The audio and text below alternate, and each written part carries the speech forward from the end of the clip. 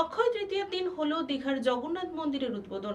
এই দিনেই কাঁথির rail station সংলগ্ন মাঠে সনাতনী ধর্ম সম্মেলনের আয়োজন করা হয়। প্রায় ৩,০০০ জন জমায়েত করার অনুমতি নিয়েই এই সম্মেলন। উপস্থিত ছিলেন ৫০০রও বেশি সাধু, পুরীর দৈত্যপতি, এছাড়াও বিরোধী দলনেতা শুভেন্দু অধিকারী সহ অন্যান্যরা। বুধবার অক্ষয় তৃতীয়া, দীঘার জগন্নাথ মন্দিরের উদ্বোধন।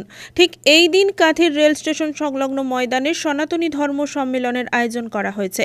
কলকাতা হাইকোর্টের অনুমতি নিয়ে সর্বোচ্চ ৩,০০০ জনের জমায়েত করার অনুমতি নিয়েই এই সম্মেলন।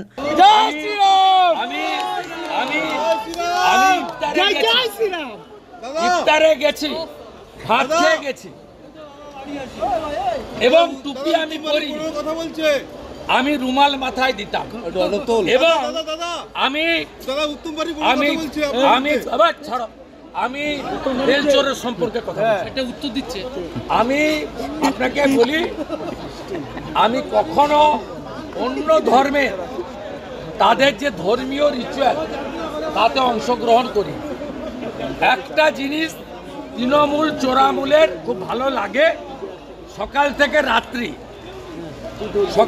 রাত্রি শুভেন্দু নাম ভজে, আমরা হরে কৃষ্ণ নাম বুঝি আর ওরা শুভেন্দু নাম বোঝে। আমি ওদেরকে বলছি, আমি ওদের কাউন্ট করি না। বিধানসভায় हिंदी में था, हिंदी में दादा आज के प्रोग्राम के बारे में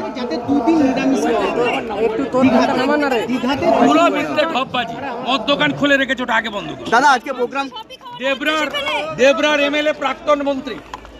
যদিও এই কর্মসূচি পুলিশ অনুমতি না দেওয়ার সমস্যায় পড়েছিল এই সংগঠন। মঙ্গলবার এই নিয়ে চূড়ান্ত শুনানি পর্বে শর্ত সাপেক্ষ অনুমতি দেয় আদালত। কাঁথির সনাতনী সম্মেলন প্রস্তুতি তুঙ্গে। কাঁথি পৌরসভার 18 নম্বর ওয়ার্ডের রেল স্টেশন সংলগ্ন ব্যক্তি মালিকানা জায়গায় এই আয়োজন। 15টা তো একদম চিহ্নিত, সরকার নেই, মারা গেছে এবং এইরকম উন্নাসিক অবদার্থ মুখ্যমন্ত্রী তার প্রশাসন পায়নি।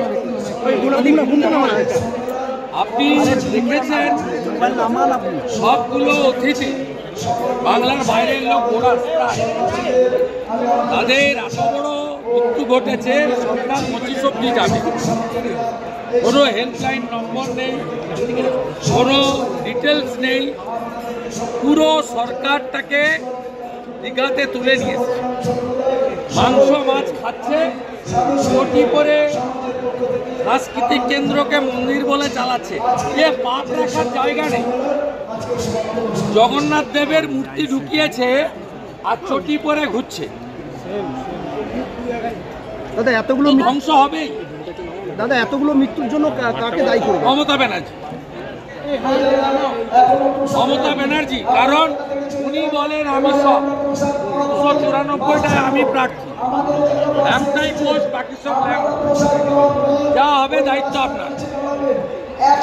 কতগুলো হোটেলে এটা হলো, যৌতুকগৃহ বানিয়েছে কলকাতা এবং বিশেষ করে বড় বাজার এলাকায়। 9টা 10-এ আমি স্যান্ডেলে দিয়েছি, 9টা 30-এ প্রধানমন্ত্রী শোক প্রকাশ করে তার রিলিফ ফান্ড থেকে কম্পেনসেশন ঘোষণা করেছেন। আর সি ইজ রিলাক্টেড, চটি চাটা চাকর বাকর ভাতাজীবীদের নিয়ে উঠতে মারাচ্ছেন দীঘাতে। সুবিশাল এলাকার প্রস্তুতি শেষ। এসেছে বিশাল বিশাল ট্রেন্ড করা বড় মঞ্চ। সারা এলাকা জুড়েই বাঁধা হয়েছে মাইক, করা হয়েছে সুবিশাল হোমকুণ্ডও। থাকবে 500রও বেশি সাধু সন্ত, পুরীর দৈত্যপতি, কাঁথির সাংসদ, রাজ্যের বিরোধী দলনেতা শুভেন্দু অধিকারী সহ বিশিষ্টরা। প্রথমেই বলি ওটা জগন্নাথ ধাম নয়।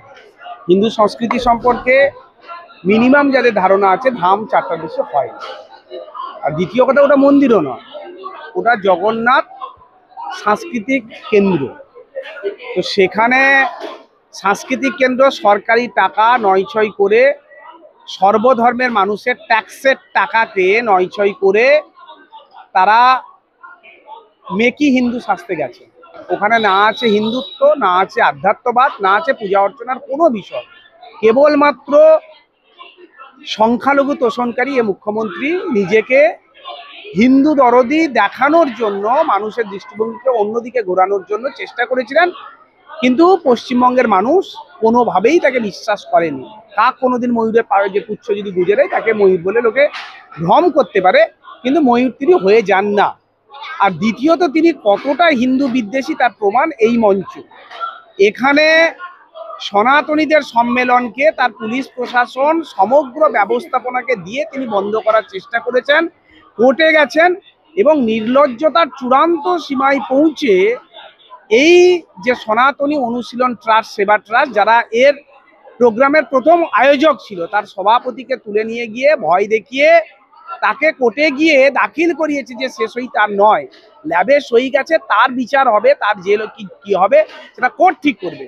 কিন্তু এই সনাতনী সম্মেলন বন্ধ করার জন্য যে নগ্নতা, যে নির্লজ্জতা মুখ্যমন্ত্রী দেখিয়েছেন, সেটা আরো একবার প্রমাণ হয়েছে তার সবকিছু মেকিতাই ভরা। আর এখানকার 1000 সাধু সন্তের উপস্থিতিতে কয়েক হাজার মানুষের ভিন্ন ভিন্ন সময়ে এখানকার পূজা অর্চনা, পাঠ, প্রসাদ গ্রহণের মধ্য দিয়ে অন্য একটি আবহ তৈরি হয়েছিল। সনাতনীদের প্রকৃত অর্থে ধর্ম সম্মেলন হয়ে উঠেছিল কাঁথির এই ময়দানে। পুলক বেড়ার রিপোর্ট, খবর পিসিবিএস।